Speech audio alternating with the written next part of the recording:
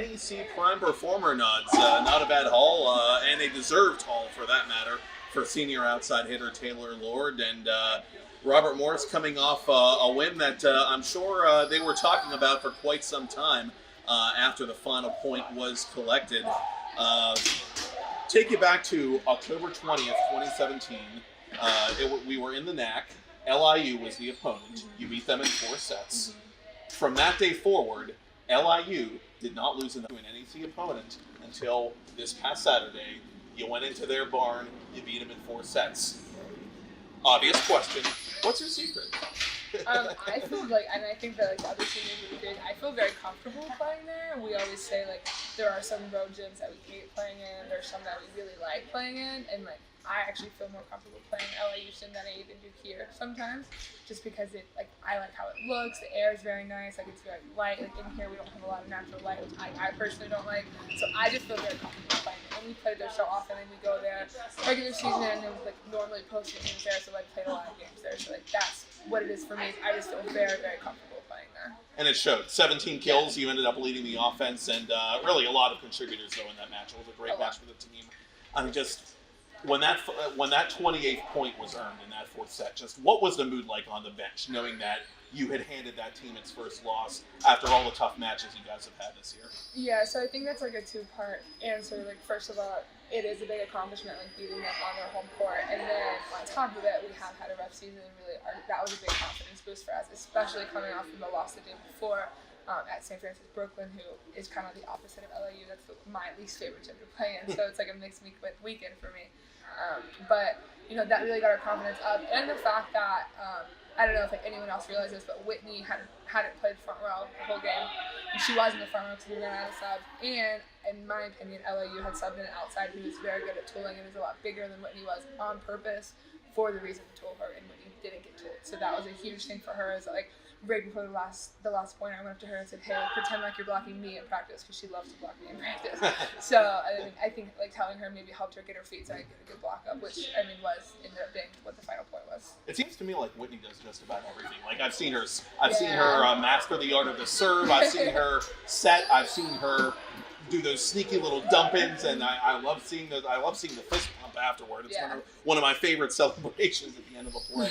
How much fun has she been to watch this year? Awesome. I think she's really matured as a person off the court and as a player on the court, so that's good to see, especially because sometimes we do feel the age gap between being a senior and being a sophomore. There's a lot of developing that happens through that junior year there, so it's good to see a lot of that coming early for some of them. Going to pump you for some information about team building. You guys are carving pumpkins, I understand? I think we are, yeah. That is usually something we do, so I think it is today. Do you remember what you did last year, what your design was? We actually didn't do it last year because when they went to get the pumpkins, they were all like rotted at times. But the year before, I was with Arden Fisher, and she's very artistic, so I'm sure we did some kind of cool design. And then I don't know what we did my freshman year. I'm not very creative.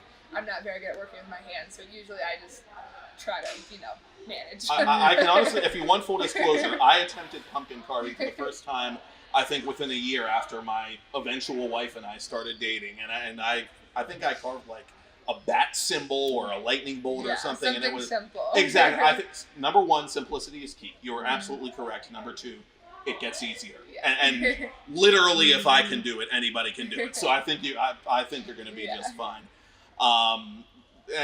This is as hard to believe as it is.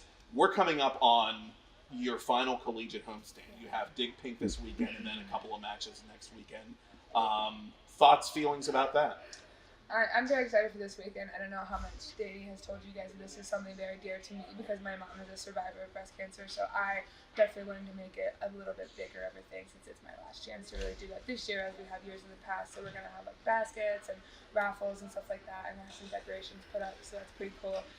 And then the weekend after that is the senior weekend, so I mean it's flying by.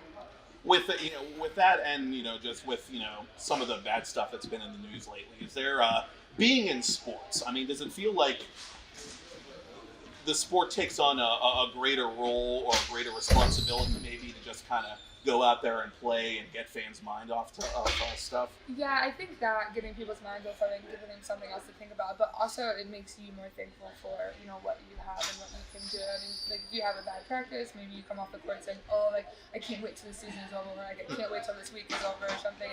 You know, you can't think like that, and having something like that happen right in your own backyard really just kind of puts you through a reality check of, wow, I am very thankful to be here and have the opportunity to play and have an opportunity to be at a great school and get my education, which a lot of other people don't have that.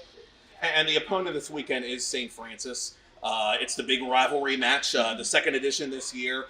And St. Francis is another team in the conference that's, you know, in the bigger picture, they've had kind of a rough go of it. But they've added some good young talent this year. And earlier this year, I think you guys got a glimpse of what their young players can do. What can you guys, you know, lessons learned, what can you guys take away from that previous match that might help you turn the result on Friday? In my opinion, we beat ourselves in that first match, so that's always a nice thing to see because it's stuff that you can fix. It's not that your opponent is like, you know, some huge Goliath that you have to get over. But at the same time, we are on Mercedes and we have been there all year, so it just kind of, the night is going to depend on what we do, not what they do. So. And last.